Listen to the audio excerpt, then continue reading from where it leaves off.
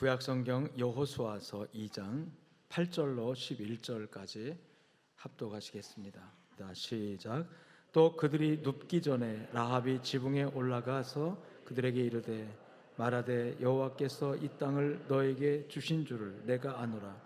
우리가 너희를 심히 두려워하고 이 땅 주민들이 다 너희 앞에서 간담이 녹나니 이는 너희가 애굽에서 나올 때에 여호와께서 홍해물을 마르시게 하신 일과 너희가 요단 저쪽에 있는 아모리 사람의 두 왕 시온과 옥에게 행한 일 곧 그들을 전멸시킨 일을 우리가 들었음이니라. 우리가 듣자 곧 마음이 녹았고 너희로 말미암아 사람이 정신을 잃었나니 너희의 하나님 여호와는 위로는 하늘에서도 아래로는 땅에서도 하나님이시니라. 아멘. 빛난 면류관 받기까지 십자가, 우리 주님 지신 그 십자가, 험한 십자가 붙들겠네. 이 찬양의 고백처럼 하나님, 우리 주님의 가신 길, 십자가 길 따르는 저희가 되기를 소망합니다. 이 찬양과 함께 올려드리는 모든 영광 홀로 받아 주시옵시고 십자가 따라갈 수 있는 힘과 능력을 공급하여 주옵소서. 이 예배 중에 임재하셔서 영광 받으시고 또 저희의 속사람 어루만지시며 또 우리의 모든 환경과 여건을 치유하셔서 우리가 주의 은혜로 살아가고 주의 은혜로 세상을 이기고 주의 능력으로 주신 사명 감당할 수 있는 하나님의 사람들로 세워지도록 은혜 더하여 주옵소서. 말씀 듣기를 소원하오니 전하는 종에게 힘과 능력 주시고 지혜 주시고 또 하나님의 마음으로 하나님의 말씀과 하나님의 뜻을 온전히 선포하도록 또 듣는 이들의 마음과 생각을 열어주시고 또 듣는 귀를 열어주셔서 하나님의 음성으로 하늘의 소리로 들려지게 하여 주옵소서. 감사하며 우리 주 예수 그리스도 이름으로 기도 올리옵나이다. 아멘. 할렐루야. 변함없이 주님을 사랑하는 여러분들에게 하나님 은혜가 있기를 주님 축복합니다. 신앙생활 하면서 한 주간 동안 우리 세상 속에 밖에서 여전히 살아오면서 주일만 되면 어김없이 당연히 나는 교회 가는 사람, 당연히 예수 믿는 사람, 당연히 교회 예배드리러 간다는 거 여러분 습관 같지만 이렇게 당연스럽게 예배에 모이는 거 여러분 은혜입니다. 할렐루야. 지난 한 주간 동안 제가 그 지진 재난 입은 우리 튀르키예, 이 튀르키예가 옛날에 터키라고 했잖아요. 그런데 최근에 이제 튀르키예로 이렇게 알려지고 있는데 좀 그 현장에 다녀왔는데 사진 몇 카트만 보고 말씀을 좀 듣도록 그렇게 하겠습니다.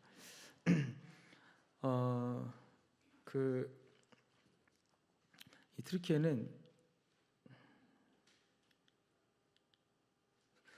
어떤 강사님들이 와가지고 자기 이렇게 하면 왜 저러나 그랬는데 생전 처음 제가 써보는 거예요 지금. 자동으로 하게 했다고 하는데 한번 해보겠습니다. 인천공항에서 11시간 25분 12시간 가까이 비행기를 타고 가서 터키라고 돼 있죠. 여기 지도에는 튀르키예 수도는 앙카라인데 지금 그 이스탄불이라고 하는 도시에 도착을 해서 이스탄불은 중동 유럽 전체에서 제일 큰 도시예요. 그리고 전 세계적으로는 5번째 되는 도시, 큰 도시죠. 터키에 이스탄불에 도착했고 여기서 이제 1박을 했습니다. 왜냐하면 이 지진 난 지역이 약 1000km 정도, 900km가 떨어진 동남쪽으로 떨어진 곳에 있어서 그 다음 날 이제 1박 하는 동안에 이제 우리 교회 출신 그 오성주 집사님 아시죠? 칼럼에는 내가 그 이름 안 쓰고 그냥 이름 없는 사람이라는 뜻으로 영어를 네임리스라는 말을 써놨는데 사역 이름을 안 밝히더라고요. 그래서 그냥 오성주 그러면 또 칼럼에 써놓으면 나중에 보안상 문제가 있어가지고 그랬는데 만났어요. 만나서 이제 선교사 가게 된 동기를 듣는 중에 참 은혜 받은 게 하나 있는데 뭐냐면 선교사로 가기를 꿈꾸면서 있는데 어느 식당에 가서 밥을 먹다 기도를 했대요. 근데 이 선교의 열정이 막 타오르는데 누구도 안 알아주니까 기도는 무릎을 딱 꿇고 식당에서 막 기도를 얼마나 열심히 했는데 그 기도를 어떤 권사님 한 분이 듣고 누구냐고 도대체 그랬더니 나 선교 가려고 하는데 하나님 이렇게 좀 했더니 감동받아가지고 어느 교회 목사님만 소개해가지고 이렇게 파송돼가지고 갔다고. 식기도를 열심히 하면 하나님도 길을 열어주더라고 이렇게. 그래서 가지고 가서 53인가 되신 것 같거든요 그 집사님이. 근데 고등학교에 가가지고 나 여기서 언어 공부하고 싶으니까 도서관 좀 쓰도록 허락해달라고 하죠. 도서관에서 애들하고 같이 공부하면서 계속 독학을 했대요. 돈이 없어가지고. 그런데 터키 언어를 하게 되고 또 그 학교에서 그러다 나이 먹은 어른이 와서 열심히 애들하고 공부하는 모습 보더니 그 교감 선생님이 우리 학교에서 한국어를 좀 가르쳐 달라고 또 한국 문화를 좀 가르쳐 달라고 해서 그게 연결되고 그게 몇 번 강의했는데 학생 하나가 찍어가지고 뭐 그 페이스북에 올려가지고 이게 소문 나가지고 터키 전역에서 우리 학교에도 와서 좀 해달라고 이렇게 해가지고 유명인사처럼 돼 있더라고요. 누군지 아시죠? 오은호 아버지 오성주 집사님. 그래서 이제 만나가지고 또 얘기도 하고 굉장히 이번에도 열심히 구호 활동도 하고 그렇게 했더라고요. 그래서 그 이튿날로 이제 우리 JMS가 아니어서 같이 동행은 안 했고요. 그래서 간 곳이 이제 여기 터키에서 이제 여기가 한 1시간 30분 약 900km, 1000km 다 되는 곳이 아다나라는 지역인데 이 지역에가 이제 우리 GM 선교 사람들이 베이스 캠프를 하고 사역을 하는 지역이에요. 그래서 한 팀이 그 문화센터를 해가지고 약 4천여 명의 중고등부 아이들을 한국 문화, 한국어를 가르치는 일을 하고 있어요.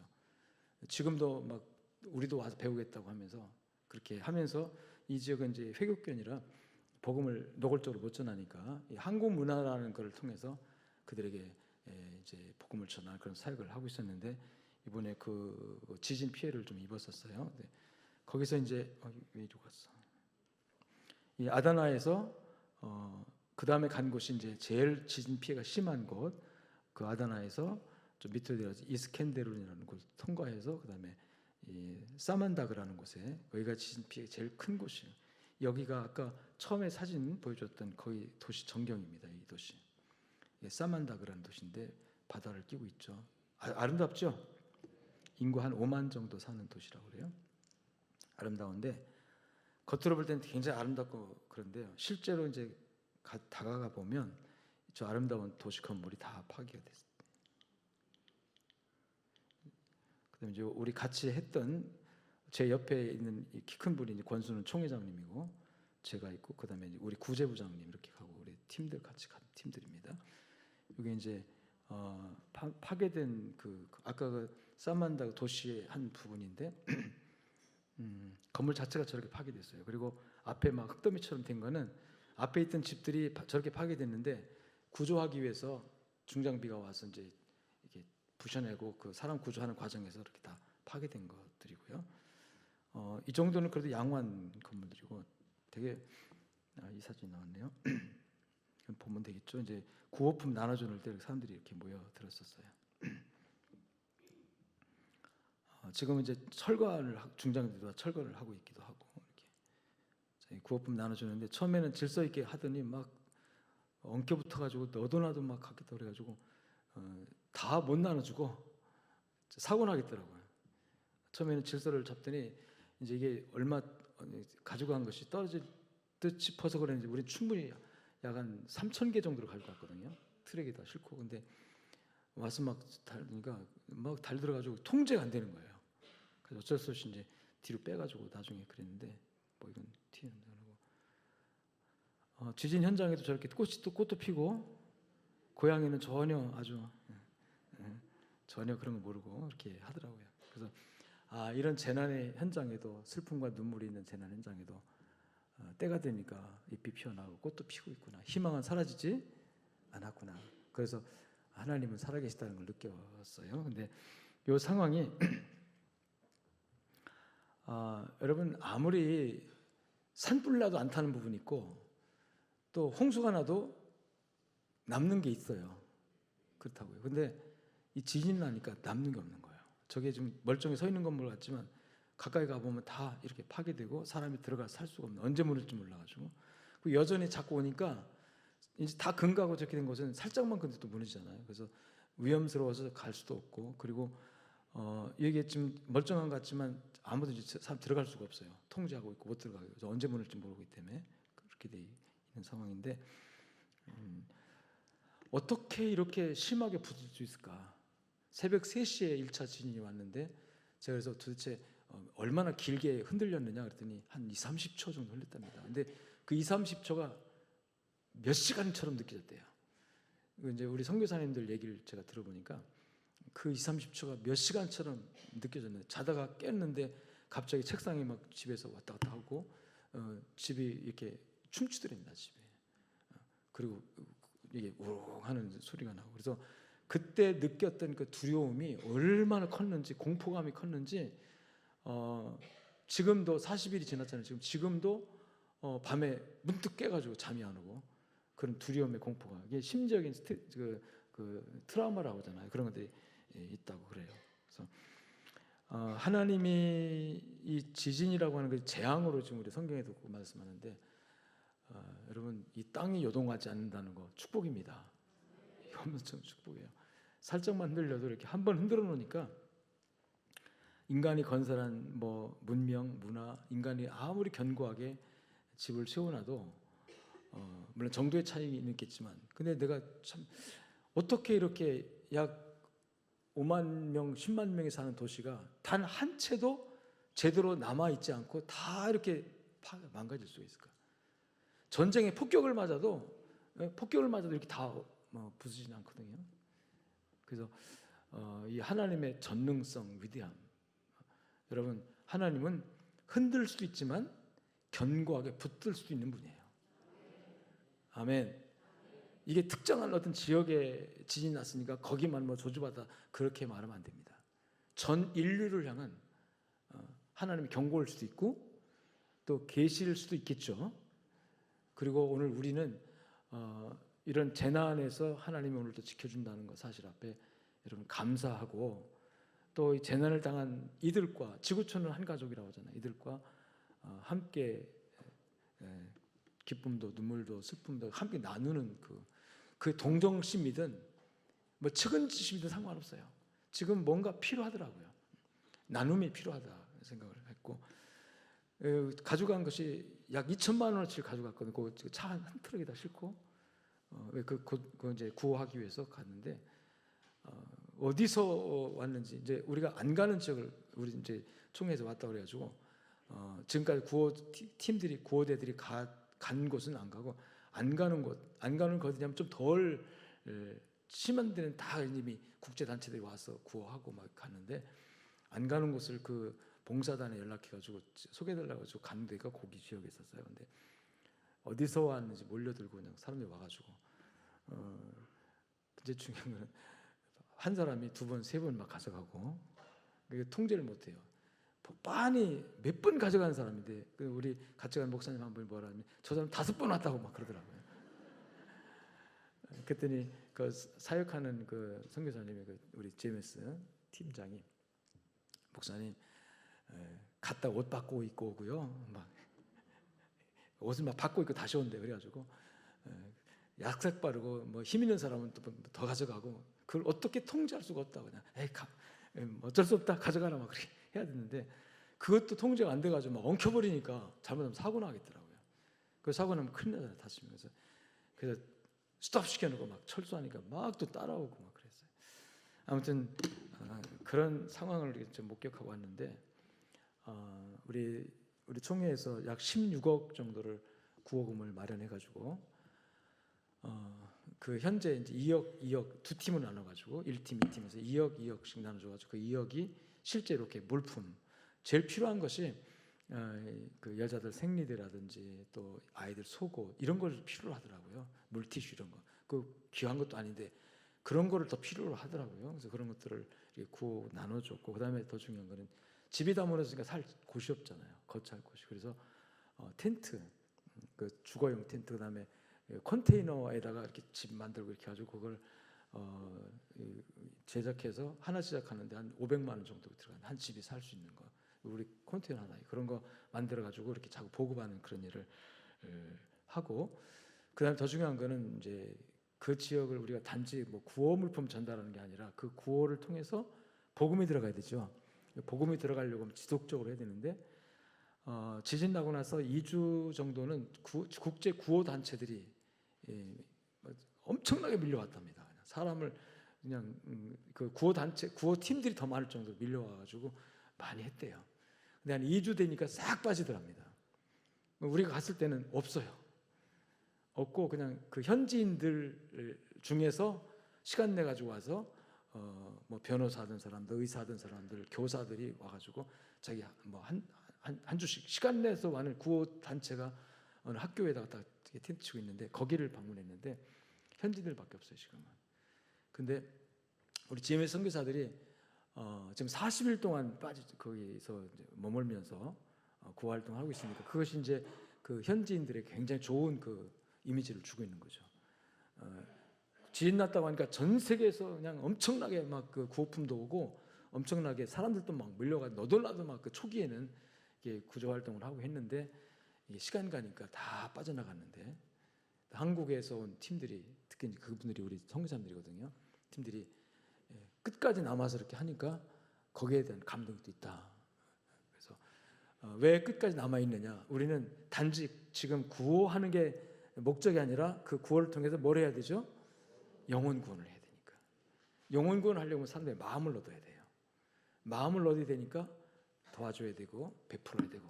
그러니까 막 이제 또 가져와 또 한 사람한테 막 어떤 데는 막 화도 난대요. 처음에는 왜 뻔히 자기가 더 가져가면 다른 사람 못 가져가죠. 근데도 불구하고 막 가져가는. 근데 결국은 그렇게 해서 막 화를 내고 그러면 이게 구하면서도 이게 감정이 안 되니까 그러면 안 된다 싶으니까 그냥 다 그냥 속이려고 한 사람에게 속아주고 이렇게 하면서 그냥 베풀고 있다 이런 얘기 하더라고요. 그래서 결국은 마음을 얻어야 되고 마음을 얻으면 마음을 열겠죠. 열면은 그때 질문을 할 거예요. 대체 왜 이렇게 와서 이러지 않아도 되는데 이렇게 헌신합니까?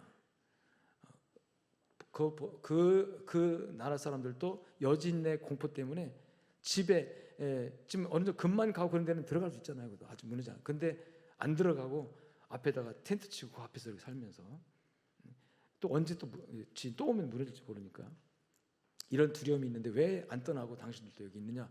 그럴 때 누구를 얘기하죠? 그리스도를 얘기하면 되죠.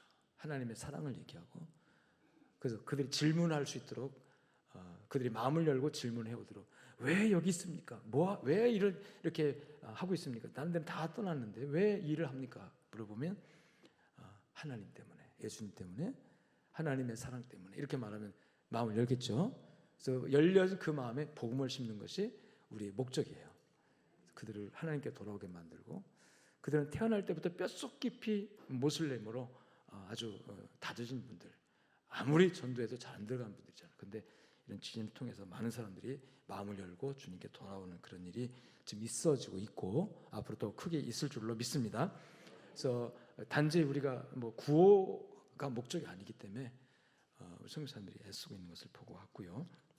그래서 우리 총회에서 16억의 모금을 한 것을 1푼 한 푼 헛되게 쓰지 않고 몽땅 다 그쪽에 지금 현재 구호 물품 전달하고 텐트 그다음에 컨테이너 집 세워주고 그다음에 더 중요한 거는 앞으로 복음을 전할 수 있는 센터를 거기다가 만들기로 했어요. 문화센터라고 해가지고 그래서 이스탄불에 한 곳을 하고 그다음에 좀 가장 이 지진 피해가 있는 곳에 또 하나를 해서 이게 지진 나기 전부터도 우리 선교사님들이 사역에 문화센터를 사역해서 청소년들 4,000명이 등록돼 가지고 더 등록을 무보할 정도로 해가지고 매일같이 와서 한국어 배우고 매일같이 와서 한국 문화를 이렇게 배우고 하는 그런 사역을 했는데 거기다가 이제 좀 더 확장시켜가지고 이번에 지진 구호 활동이 선교적 열매를 맺도록 그렇게 지금 진행이 되고 있습니다.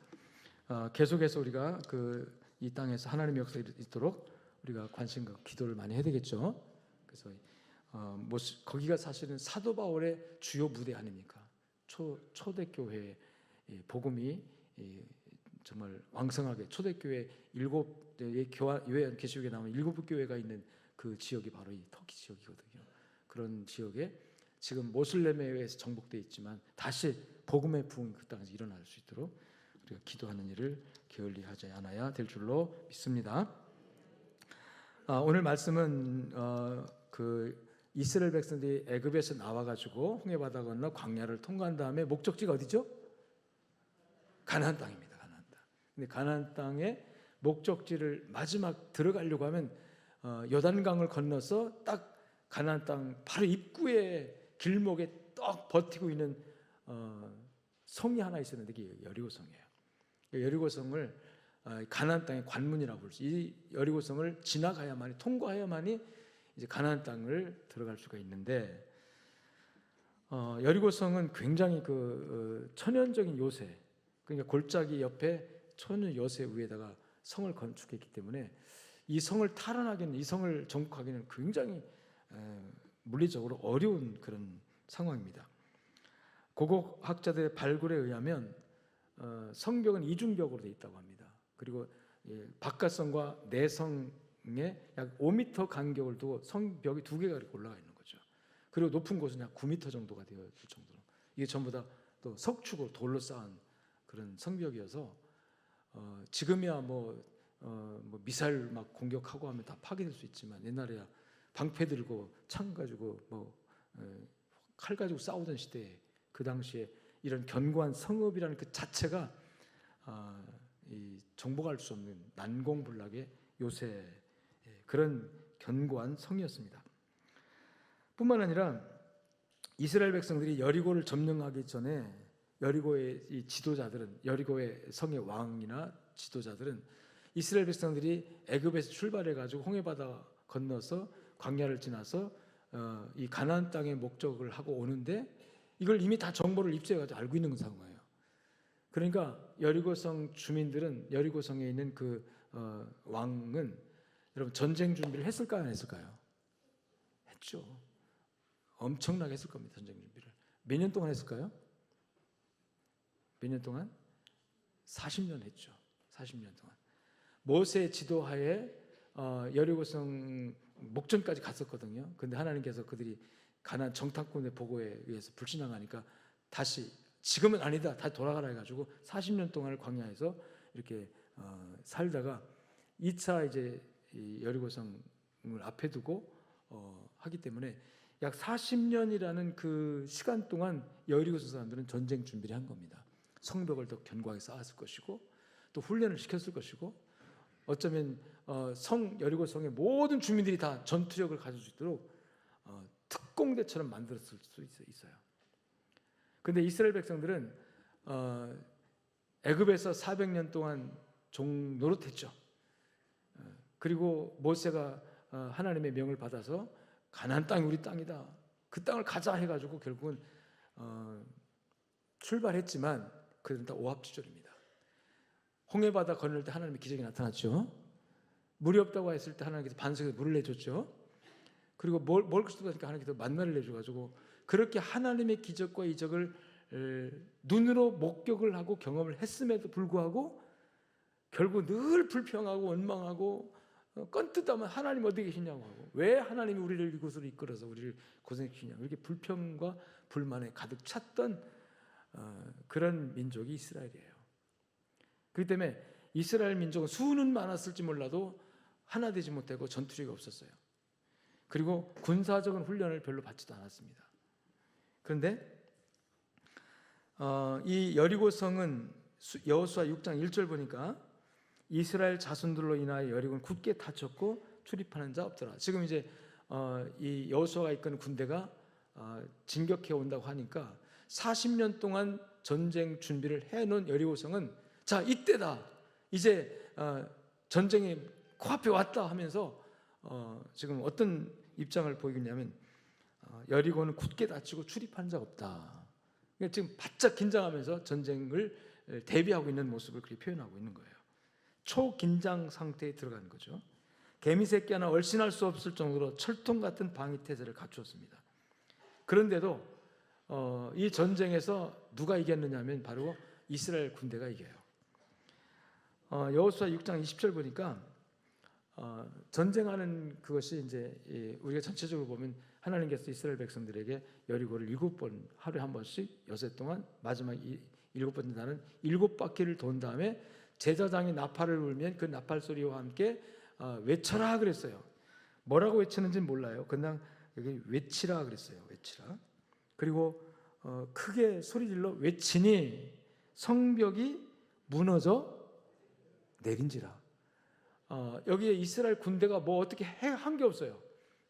어떻게 했어요? 그냥 외쳤어요. 외쳤어요. 이 외친 게 뭘까요? 함성이죠. 군중들이 큰 소리로 한 동시에 마음을 앞에서 큰 소리로 외쳤습니다. 뭐라고 외쳤을까요? 무너져라. 그 상상하면 됩니다. 그냥 예수 이름으로 무너져라. 아멘한 사람에게 여리고가 무너지는 역사 일어날 겁니다. 무너져라 이거예요. 자, 여러분, 우리는요 그런 영권이 있습니다. 하나님의 자녀의 권세가 있습니다. 아멘. 그래서 이 외치라 했을 때, 자, 소리질러 외치니 성벽이 무너져 내린지라. 근데 여러분, 이 견고한 성벽을 향해서 무너져라 외쳐라 했다 해서 이 소리 때문에 무너졌을까요? 아니죠. 이제 그게 중요한 거예요. 자, 그럼 왜 무너졌을까? 거기에 이제 하나님의 영역이 있는 거죠. 이걸 종교적 영역이라 합니다. 자, 여리고성 이 전쟁에서, 이스라엘과 여리고성의 전쟁에서 가장 중요한 변수로 작용하는 것이 뭐냐? 가장 중요한 변수가 뭐냐는 거죠. 이 변수가 우리는 군사력 또는 숫자, 뭐 쉽게 말하면 뭐 핵전력 뭐 이런 거잖아요. 여러분, 북한의 김정은이 가장 지금 국민들 다 굶겨 죽어도 이건 하나 꼭 해야 되겠다 한 건 뭡니까? 핵이죠, 핵. 이거 하나 붙잡으면 국민들 다 굶어 죽어도 이거 하나 있으면 우리나라는 지킬 수 있다, 그런 신념이 있는 거잖아요. 이게 핵이라는 것이 큰 그 변수예요. 이거 있으면 살고 없으면 죽는다. 이게 김정은의 생각이거든요. 김정은 안 해요. 그 아버지 김 누구였죠? 김정일 때부터. 그 아버지도 누구? 김일성 때부터. 여러분, 이 핵전력을 확보하기 위해서 국민들 다 온 경제를 거기다 투자했으니까 국민의 생산성은 완전히 제로 상태고, 그렇게 해가지고 결국은 이게 완성했잖아요. 그리고 완성을 세계에 선포하고 인정 안 해주니까 계속 지금 빵빵 쏴가면서 좀 인정 좀 하라고, 우리가 힘이 있다 그렇게 인정받고 싶어서 그러고 있거든요 지금. 여러분, 근데 이스라엘과 여리고의 전투에서 이 승패를 좌우하는 변수가 성도 아니었고 군사적인 숫자도 아니었고 또 뭐 군사력 기술이 아니라, 여러분, 뭐였을까요? 하나님이라는 하나님이 함께하느냐 하지 않느냐의 문제예요. 이 하나님이라고 하면 이게 이제 종교적 영이라고 하는 겁니다. 즉 영적인 변수가 영적인 것이다. 영적인 영역이다 이거예요. 그래서 이 이스라엘 백성들은 군사력이나 조직력이나 훈련에 있어서나 이 여리고의 군사력을 따라갈 수가 없는 상황. 여리고는 이미 안정된 성읍을 갖추고 있고 조직을 갖추고 있고 왕이 있고 조직력이 있고 군사력이 있고 다 훈련이 40년 동안 민방위 훈련하고 40년 동안 여러분 다 준비를 했으니까 얼마나 이게 철통 같은 방어태세를 가지고 있었겠는가. 그런데 거기에 비해서 이스라엘 백성들은 조직력도 없고 군사 훈련도 안 돼 있고, 그렇다고 무기도 변반한 것이 없고, 그렇다고 성이 있는 것도 아니고 뭐 전투력에 있어서는 전혀 제로와 같은 그런 상황인데 불구하고 여러분, 단 하나 소리질러 외치니 성벽이 무너져 내린지라. 그리고 그 성에 들어가서 그 성을 점령하고 그 성에 있는 모든 것을 온전히 칼날로 멸했다. 이렇게 완전한 승리를 한 거죠. 이 승패에 좌우할 승패의 그 요인이 바로 뭐였느냐, 여러분, 사람이 문제예요. 사람. 근데 그 사람의 어떤 것이 문제냐면 그들의 영적인 부분이다. 자, 이 백성들과 싸웠던 이 여리고는 영적인 부분에서 이미 그들은, 따라합시다, 지고 들어갔다. 왜 지고 들어갔냐면 그들은 헛된 신을 믿는 사람들이에요. 헛된 신. 고대 사회에서의 전쟁은 국가 간에 또는 민족 간에 또 부족 간의 전쟁은 단지 그 사람의 전쟁이 아니라 그들이 믿는 신들의 전쟁을 대리하는 겁니다. 근데 신들의 전쟁이에요, 사실은. 자기가 섬기는 신을 대리하여 저 사람이 있는 신과의 전쟁을 하는 겁니다. 그래서 출애굽기 12장 12절과 민수기 33장 4절에 보면 하나님께서 이스라엘 백성들을 애굽에서 구출하잖아요. 그럴 때 10가지 재앙을 내리는데 그 10가지 재앙 자체가 바로 왕이나 애굽의 국민들을 하나님께서 치신 게 아니라 성경은 뭐라고 하냐면 그들이 믿는 신을 친 거라. 그들이 믿는 신을 쳤어요. 누가? 하나님이. 자, 하나님도 신이시죠. 하나님은 절대 신입니다. 다른 신들은 상대적인 신이에요. 그래서 우리가 영어 표기에서도요, 여호와 하나님을 말할 때는 God 그럴 때 어떻게 표해요? 대문자로 씁니다. 이렇게 크게 대문자로 써요. 근데 일반 다른 신들이라고 하는 신을 표기할 때는 그냥 소문자로 God이라고 표현합니다. 구분 확인 안 합니다. 그래서 우리가 믿는 여호와 하나님은 절대적인 하나님이에요. 절대적이라는 건 한 분밖에 없다는 유일신이죠. 아멘. 이걸 상대화하면 안 됩니다.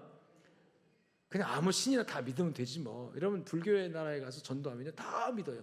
여러분 복음 설교하고 다 믿어요. 믿는 손 들어요. 아, 내가 전도했더니 한꺼번에 몇천 명이 다 예수 믿었다. 그런데요. 그 다음날 그들이 또 가서 절간에 가서 이렇게 하거든요. 자, 우리는 어떻습니까? 하나님을 믿으면 우상은 버려야 되죠. 절대적인 하나님 한 분만 믿어야 진짜 하나님이거든요. 근데 그들은 절대적인 하나님을 믿는 게 아니라 그냥 상대적인 하나님을 믿습니다. 상대적으로. 그러니까 예수도 하나님이고 석가모니도 하나님이고 이런 식으로 상대적으로. 여러분 우리의 신앙, 회복해야 할 신앙이 뭐냐면 살아계신 참 신으로서의 절대적인 유일하신 창조주이신 아버지이신 여호와 하나님, 그분이 성경에 기록된 하나님이세요. 하나님이 태초에 천지를 창조하셨다. 창조주로서 하나님. 그리고 이 세상을, 우주를 심판하실 권세가 있는 주인으로서의 하나님. 우리를 구원하실 수도 있고 망하게 하실 수도 있는 하나님. 근데 우리를 사랑하사 독생자를 보내요 우리를 구원하셨죠. 그리고 구원하실 때 오직 유일하게 구원의 길을 하나만 딱 제시했는데 그게 바로 예수 그리스도입니다. 구원의 길을 여러 개 만들었고 하나 선택하라가 아니에요. 구원의 길은 오직 예수 그리스도 외에 하나님이 우리에게 주신 적이 없다라고 분명히 말합니다. 유일무이. 할렐루야. 그런데 여리고성의 사람들은 그런 절대적인 신이 아니라 종교적인 영역에서 그들은 상대적인 신을 믿었어요. 여리고성에 주시는 달의 신이라고 합니다. 달을 의미하는 신이 우리 지킨다는. 근데 애굽에는 신들이 참 많았습니다. 나일강의 여신, 생명의 신이라고 해요. 나일강의 여신을 믿었고 또 태양신도 믿었고 때로는 이 땅의 신도 믿어요. 땅에도 신이 있다 그래가지고. 그래서 하나님께서 땅의 신을 심판하기 위해서 모세가 지팡이로 땅을 가리키니까 전부 다 땅에 티끌이 뭐가 돼요? 다 이가 돼가지고 막 사람들 괴롭히니, 봐라, 너가 믿는 신이 너를 괴롭히지 않느냐 이거예요. 나일강이 생명을 준다 그래가지고 나일강을 신격화해가지고 나일강을 섬겼어요. 여신으로 섬겼어요. 근데 나일강이 뭐가 돼버려? 전부 다 피가 되니까 생명을 주는 신이 뭐예요? 피로 썩은 냄새가 올라오니까 그게 이제 우리가 믿는 신이 이게 아무것도 아니구나. 하나님 그 메시지를 줬어요. 근데 바로 왕이나 애굽 사람들은 그걸 깨달았어요? 못 깨달았어요? 못 깨달았죠. 마찬가지로 여리고도 마찬가지입니다. 여리고는 자기들이 믿는 신이 있었습니다. 그런데 살아계신 신은 오직 유일하신 천지를 띄우신 여호와, 홀로 한 분이신 절대적인 신 한 분밖에 없다는 여러분 이 믿음이 저와 여러분의 믿음이어야 됩니다. 이 믿음에서 상대할 수 없는, 그 무엇으로도 대항할 수 없는 절대적인 힘이 나오는 거예요. 이게 이제 종교적 영역에서, 영적인 영역에서 나오는 에너지입니다. 이 믿음이 있는 자들은요 절대로 어떤 경우라도 굴하고 낙심하지 않습니다. 절망하지 않습니다. 근데 그 믿는 신 자체가 거짓이고 헛된 것이, 이사야서에 보니까 너의 믿는 그 신이 무엇이냐, 사람이 손으로 깎아 만들고 돌에 새기고 나무로 깎아 만들고 그다음에 금이나 은으로 부어서 녹여서 만든 그것들이 무슨 신이냐는 거죠. 코가 있어도 냄새 못 맡고 눈이 있어도 보지 못하고 입이 있어도 말하지 못하는 그런 신들. 사람이 신이라고 존경해주고 공경해줘야 신 노릇을 하는 신. 사람이 있게 만들어줘야 신이 되는 신. 그건 신이 아닙니다. 사람을 있게 하신 신 여호와 하나님 한 분밖에 없단 말이죠. 존재의 유일한 근원으로서의 신, 그 하나님 바로 우리가 믿는 여호와 하나님이에요. 모슬렘에서는 예수님을 선지자로 봅니다. 여러 모세와 엘리야와 같은 여러 선지자 중에 한 선지자. 그런데 우리는 아니죠. 예수 그리스도는 전능하신 유일하신 하나님께서 인류 구원을 위해서 허락하신 오직 유일한 구원의 한 길, 절대적인 거죠. 우리는 절대적인 하나님을 믿고 절대적인 구주를 믿습니다. 상대적인 것을 의지하는 순간부터 그것은 우리의 패배의 변수가 되어버리고 마는 거예요. 자, 이렇게 철저하게 이 여리고성 사람들은 준비를 다 해놨음에도 불구하고 지금 절대적인 신을 믿는 그 이스라엘이 앞에 진격해 올 때 그 이스라엘의 이야기를 들을 때에 오늘 본문에서 뭐라고 말했습니까? 간담이 녹았다고 그랬죠? 간담이 녹았어요. 간담이 녹을 뿐만 아니라 마음이 녹고 정신을 잃었다고. 지금 여호수아서 2장 1절 보니까 우리가 너희의 소리를 들을 때에 간담이 녹았고 마음이 녹았고 정신을 잃었다고 표현합니다. 9절에도 보니까 너희를 심히 두려워하고 이 땅 주민들이 다 너희 앞에서 간담이 녹았나니. 간담이 녹았다, 마음이 녹았다, 이런 말들은 모두가 다 절망했다, 낙심했다는 뜻이에요. 하나님의 위대함 앞에 그들은 이미 다 패배하고 들어가는 거죠. 여러분, 영적인 면에서 승리해야 합니다. 할렐루야. 영적인 면에서 근데 우리는 이미 이겼습니다. 여러분, 누구를 믿습니까? 예수 그리스도를 구주로 믿고 있고 하나님을 나의 주인으로, 하나님을 나의 왕으로 의지하고 있습니다. 믿습니다. 아멘. 혹시 아직도 여러분 하나님을 그냥 상대적인 신 정도로 안 믿어도 그만, 믿어도 그만, 믿으면 그냥 좀 도움받고 위로받고 위안받고 이 정도로 상대화시켜서 믿고 있다면 여러분 속히 그 하나님 여러분의 절대적인 주인 되시길 바랍니다. 오직 홀로 한 분밖에 없는 나의 주인이다, 나의 하나님이다, 나의 왕이다, 이렇게 고백되어야 그게 기독교 신앙인 거거든요. 아멘. 이스라엘의 무기는 이런 군사적인 전력이 있지 않았어요. 그들은 오직 하나님이 그들의 무기였고 하나님 그들의 힘이었습니다. 여러분, 그런 믿음, 종교적인 영역에서 우리가 참된 하나님 믿고 있다는 것은 세상이 줄 수 없는 엄청난 여러분 에너지요 능력이고 우리의 전력인 것을 기억하시기를 주 여러분 축원합니다. 아멘. 영적인 면에서, 그 다음에 그런 영적인 면에서 하나님 믿고 있기 때문에 이들은 심리적인 면에서도 지금 이스라엘 백성들은 하나님이 함께한다는 믿음 때문에 강하고 담대한 믿음을 가지고 있었지만 여리고성 사람들은 자기들이 믿는 그 신 자체가 저 여호와를 당할 수 없다는 생각을 딱 하고 나니까 여러분 간담이 높고 마음이 그냥 물처럼 흘러버려서 이게 하나가 안 되는 거잖아요. 그런데 그런 상황 속에서도 이 라합이라고 하는, 이 성경은 기생이라고 표현하고 있는데요, 이런 기생 라합은 여러분 그 하나님을 알았다고 표현합니다. 본문 9절에 보니까 라합은 정탐꾼들이 이렇게 말해요. 여호와께서 이 땅을 너희 앞에 여호와께 이 땅을 너희에게 주신 줄을 아노라. 안다는 게 중요합니다. 이게 뭘 알았어요? 여호와를 알았어요. 하나님을 알았어요. 하나님 누구냐? 그는 홀로 한 분이시고 절대적인 신이다. 세상에 그 어떤 것도 참된 하나님을 능가할 수가 없거든요. 온갖 귀신과 잡신이 많아도요 하나님을 이길 수가 없거든요. 근데 여호와, 내가 믿는 하나님은 그는 하나님이라는 거죠. 적어도 이런 믿음이 여러분들이 있기를 주님 축원합니다. 그럼 환경에, 주변 환경에 아무리 우리를 두렵게 하고 어렵게 해도요 이 하나님을 믿는 사람의 마음은 두려움이 없어요. 담대하게 나갈 수가 있습니다. 어떤 분이 대한민국 사람은 참 훌륭하다 그래요. 뭐가 훌륭하냐? 두려움이 없고 평안하고 행복하다고. 진짜 그런 것 같죠? 아멘. 왜 그러냐 그랬더니 저 북쪽에 지금 엄청난 위력을 가지고 있는 이 핵폭탄이 지금, 그리고 그걸 자꾸 뻥뻥 터뜨리면서 지금 발사하면서 우리 겁주고 있잖아요. 눈 하나 까딱하지 않는다는 거예요. 여러분 혹시 저 핵폭탄이 두려워가지고 지금 잠을 못 이루는 분 있습니까? TV 뉴스에 나와도요, 미사일 쐈다. 그 미사일 쏘는 거 전부 다 핵폭탄 그 연습하는 거거든. 전부 다 고도화시키기 위해서, 기술을 자꾸 발전시키기 위해서 계속 그들은 나름대로 한번 쏘고 나서 부족한 걸 보충해서 개발하는 거거든요. 그런 거 하면서도 전혀 그냥 잠 잘 자죠. 그래서 이게 도대체 뭘 믿고 저러는가? 뭘 믿고 저러는가? 이게요, 살아계신 하나님을 믿고 눈 하나를 까딱하지 않는다면 이거야말로 진짜 하나님의 역사가 나타나는 거죠. 근데 무감각해서 그런다면 큰 문제입니다. 북한이 지금 개발해놓은 핵폭탄의 위력만 하더라도 일본 히로시마의 2차 대전을 완전히 한 방에 끝내버린, 전쟁을 한 방에 끝내버린 그 핵폭탄의 몇십 배의 위력을 가지고 있다고 그래요. 그런 걸 이제 비대칭 전력이라고 합니다. 이 군사력이라는 것은 저쪽이 탱크 하나 가지면 나도 탱크 하나 가지면 돼요.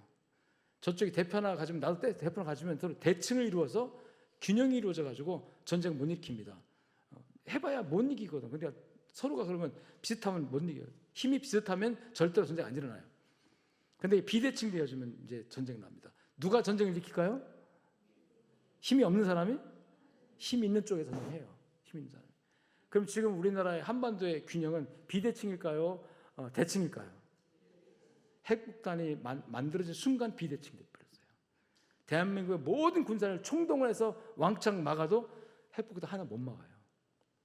근데 이게 비대칭이 되어졌어요. 근데 이 약한 쪽에서 아주 무사태평하다면 뭐가 믿는 구석이 있어야 되잖아요. 그 믿는 구석이 뭐냐는 거죠. 우리 군사력이요, 이 핵폭탄 하나에 아무것도 안 되는 거죠. 북한이 지난번에 그 공중에서 폭발시키는 훈련을 한번 실험을 했잖아요.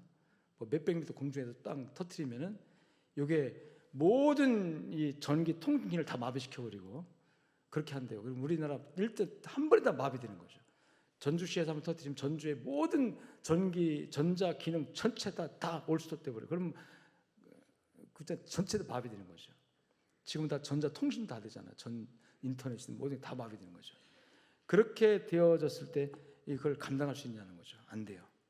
그런데도 불구하고 여러분, 우리의 믿는 것이 바로 이 변수가 이런 절대적인 하나님을 믿는 믿음 안에서 되어진 것이라면, 그러면 하나님의 역사가 있을 줄로 믿습니다. 저는 지진 현장에 가서 하나님의 능력을 다시 한번 실감했어요. 그래서 누가 이걸 이렇게 할 수 있느냐는 거죠. 땅이 요동치 아니하며라는 성구절이 많이 나옵니다. 성경에. 땅을 요동하지 않도록 하나님 붙으신다. 또 다른 하나님이 땅을 진동시키시며라는 말이 나와요. 이게 이제 과학적 표현은 지진이거든요. 하나님이 땅을 흔들어 놓으면 지진이 나는 거예요. 여리고성이 어떻게 무너졌을까? 하나님이 무너뜨렸다 우리가 보지만 실제적으로 연구해 보면 하나님께서 어떻게 했을까요? 그렇죠. 지진 한번 동원했으면 여러분 한번 흔들어 놓으면 그까지 여리고성 아무 견고하게 쌓아놓은데 뭐가 문제? 완전히 다 무너지는 거죠.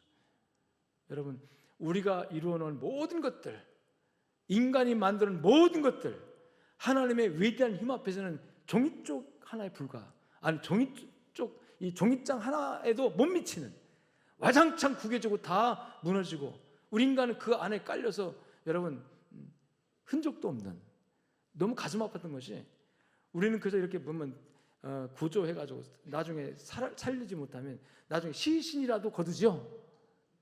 그러는데 여기는 시신도 거둘 수 없는, 너무나도 많으니까. 한 도시에 5만 명이 죽었다고 생각하고 싶다. 그냥 막 범벅 쓰레기하고 콘크리트 잔하고 범벅돼가지고 포크를 파가지고 여러분 트럭에 실어가지고 매장에다 갖다 버려야 되는, 얼마나 이게 사람이라는 존재가 뭔지, 인간에게 영혼이 없다면 그냥 한낱 종이장에 불과한 것이 인간의 존재가 아닌가. 그런데 하나님께서 우리를 사랑하셔서 구원하시고 천국에서 삼아주신 거 감사하시길 주님 축원합니다.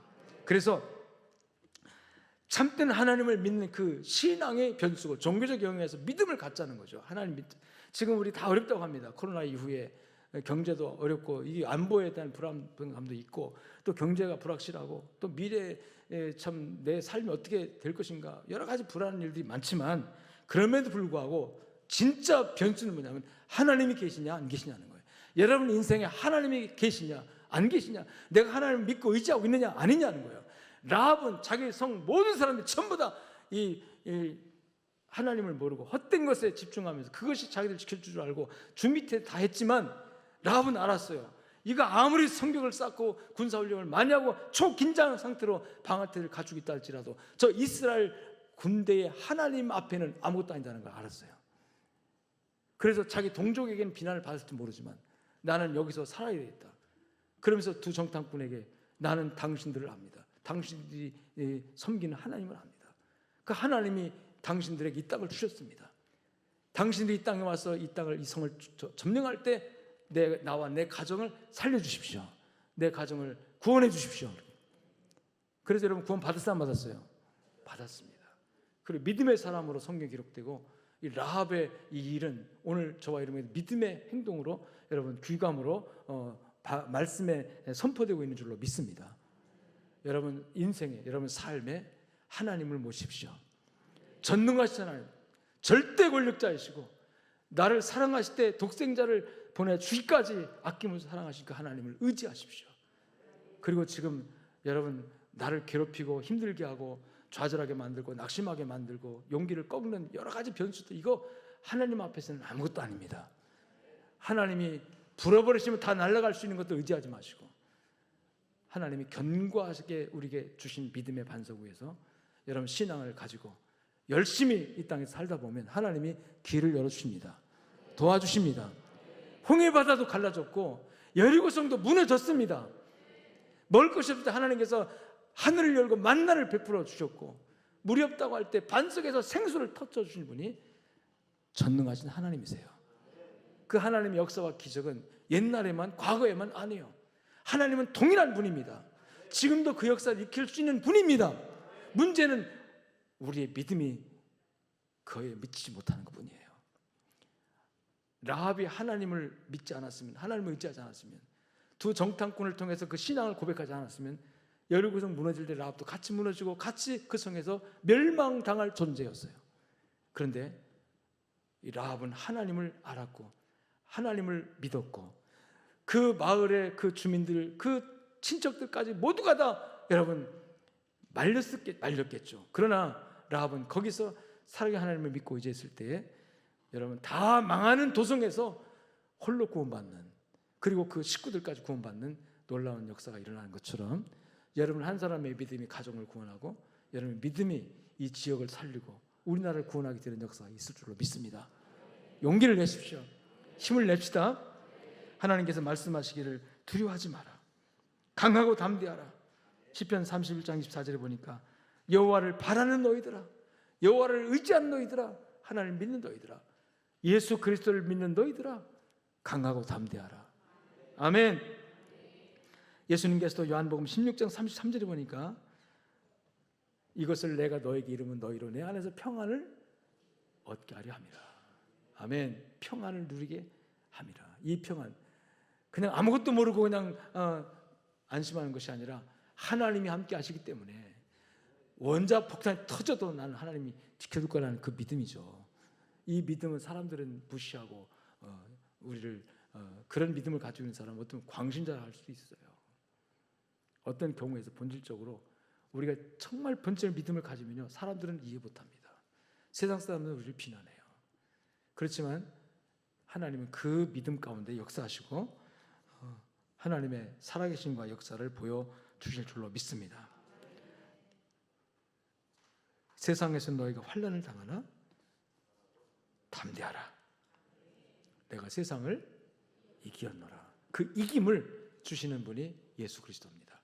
그분을 통해서 세상을 이기고 담대하게 의지하시고 하나님을 믿고 믿음의 담력을 가지고 승리하시기를 주님 축원합니다. 따라합시다. 믿음의 근거한 담력은 죽음을 초월합니다.